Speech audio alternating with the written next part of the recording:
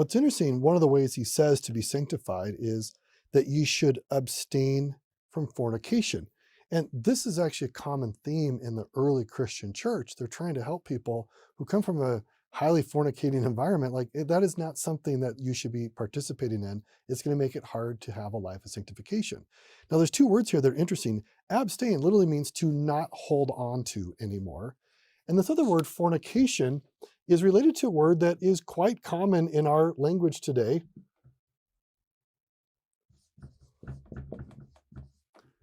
The word porn or pornography. It turns out porn is simply a variant of the word from fornication. And when we say pornography, it simply means graphic or expressed or written forms of fornication, visual or in words, whatever it might be.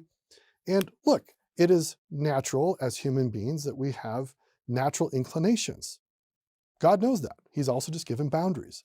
And so we have to not hold on to these fallen nature desire to be engaged in these things and to walk away, to let go. And so Paul's inviting people, feel the joy of sanctification by not being bound down to base nature.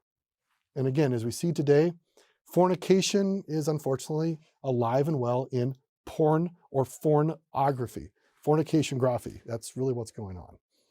So he expounds on that in verse 4, that every one of you should know how to possess his vessel in sanctification and honor.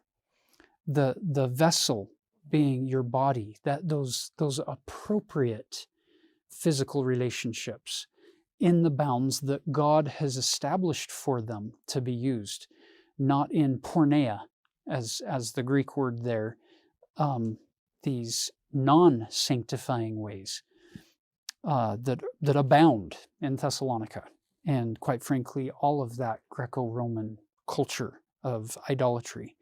In verse 5, he takes it one step further and he says, not in the lust of concupiscence, even as the Gentiles which know not God.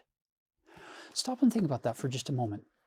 If you know not God, and you don't rely on and you don't thirst and hunger after things of the Spirit, well, there are counterfeits. There are natural releases of chemicals in our bodies, in our brains, that can make people feel these feelings of euphoria and feelings of deep pleasure.